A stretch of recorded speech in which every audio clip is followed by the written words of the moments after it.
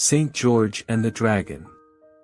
In the year 280, in one of the cities of Cappadocia, that great soldier and champion of the oppressed, whom we call St. George, was born.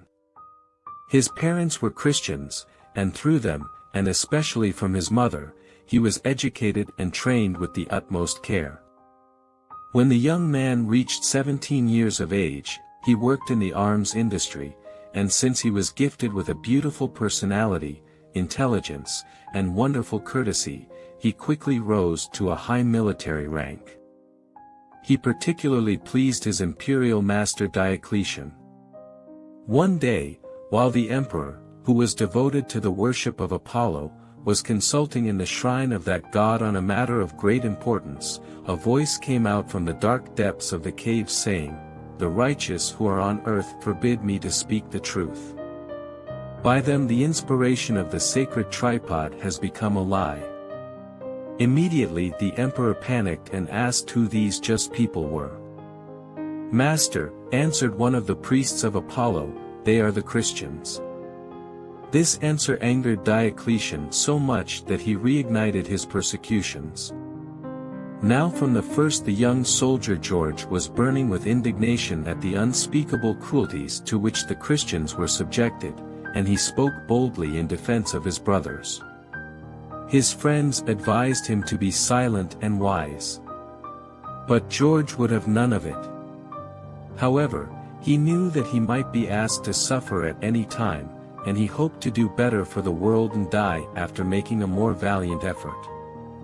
Therefore, he distributed his money and luxurious clothes to the poor and needy, released all the slaves he owned, and set out on a Persian journey. While he was wandering through the plains of Libya one day, he came to a city called Selim, and its people were crying over the misfortune that had befallen them. A huge dragon had emerged from a swamp adjacent to the city and devoured all their herds and herds. The monster had already taken up residence near the city walls, and at this distance the people could only keep him by giving him 2 sheep every day for his food and drink. Had they failed, he would have entered their walls and poisoned every man, woman, and child with his plague-like breath. But now all the sheep and cattle have been eaten. There was nothing left to fill the dragon's mouth that could not be satisfied except the small people in the homes and fireplaces throughout the city. Every day 2 children were given to him.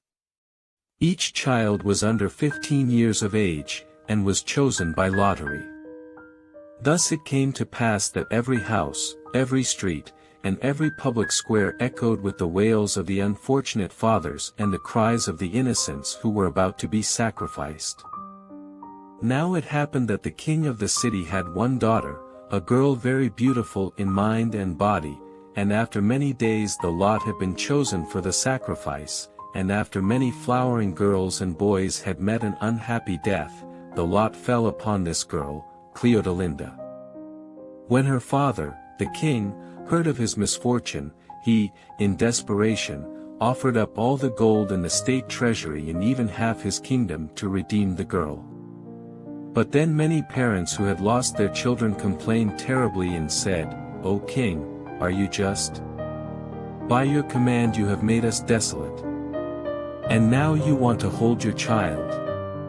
And so the people spoke, and they spoke and were exceedingly angry, and so they marched together, threatening to burn the king in his palace unless he delivered up the damsel to do her lot.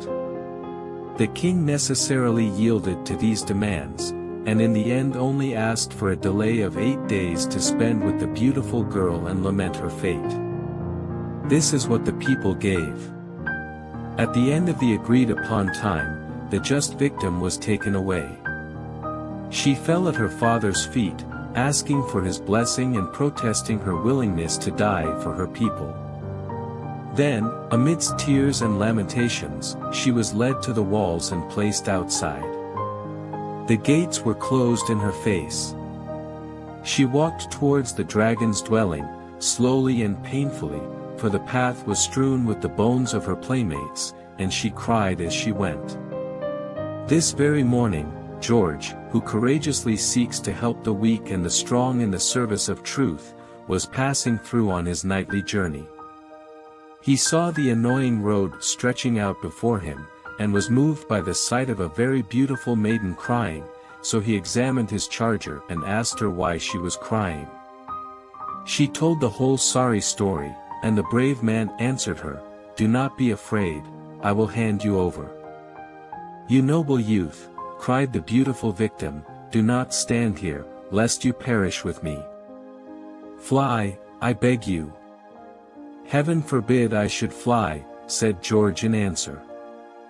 "I will lift up my hands against this abomination, and I will deliver you through the power that lives in all true followers of Christ." At that moment the dragon was seen emerging from its hiding place, half flying and half crawling towards them. "Fly, I beg you, brave knight," cried the beautiful girl, trembling, "leave me here to die." But George didn't answer. Instead, he put a spur on his horse, called upon his lord, rushed upon the beast, and after a terrible and long fight pinned the great hulk to the ground with his spear. Then he called the girl to bring him her belt. With this he quickly bound the dragon, and gave the end of the belt into her hand, and the defeated beast crawled after them like a dog. They walked this way and approached the city. All the people watching were terrified, but George called out to them, saying, "Don't be afraid. Only believe in Christ, with whose help I conquered this enemy, and live according to his teachings, and I will destroy him before your eyes." The king and the people believed and tried to live this life. Then St. George killed the dragon and beheaded it, and gave the Night King a great treasure. But George distributed all the rewards to the sick and needy and did not keep anything for himself, and then he went further on the path of helping. Around this time, Emperor Diocletian issued an edict that spread it throughout the length and breadth of his empire. This decree was posted on the doors of temples, on the walls of public markets, and everywhere people frequented, and those who read it would read it in horror and hide their faces in despair. Because he condemned all Christians. But when St. George saw the writing, he was filled with anger.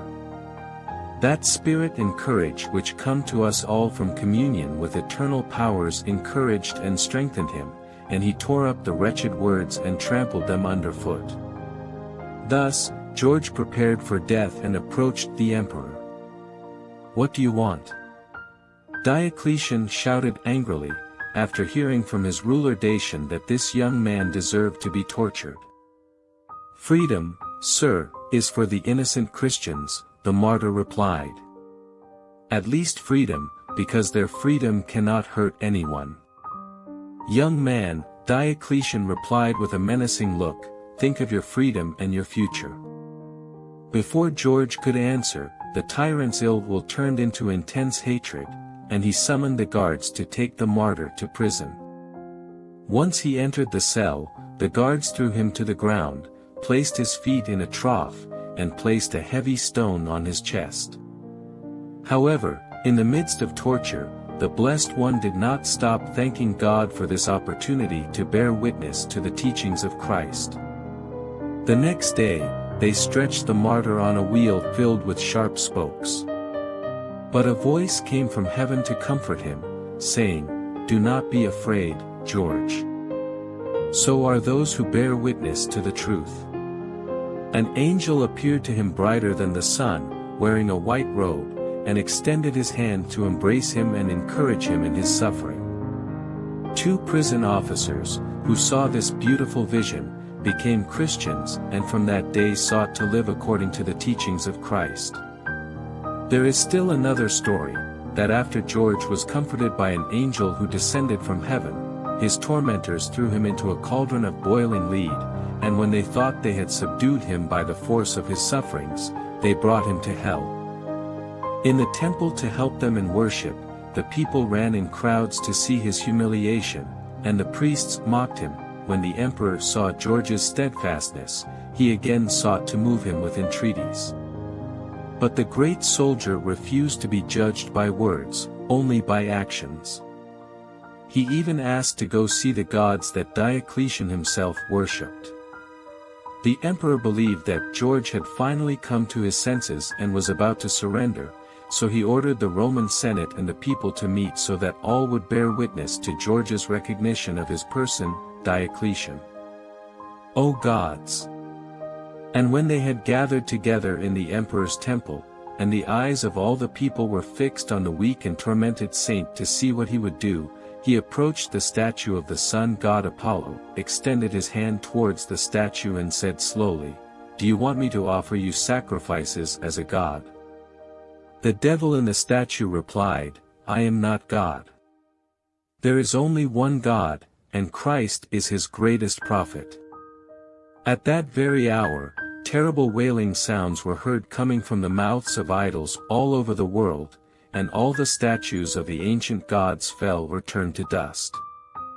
One story says that Saint George knelt down and prayed, and then there was thunder and lightning from heaven on the idols and destroy them. The priests of the gods were angry that their power had been broken, so they shouted to the emperor, demanding that he get rid of this powerful magician and cut off his head. The priests also incited the people to lay hands on the martyr. An order was issued to behead George the Christian knight. He was dragged to the place of execution, and there, bending his neck to the executioner's sword and immersed in prayer, he bravely and gratefully received the death blow in April of the year 303. This is how St. George always stands before the youth of the world, one of the heroes of Christianity, a model of courage, a courageous intercessor for the oppressed, an example of pure, steadfast and constant work for others, a true soldier of Christ.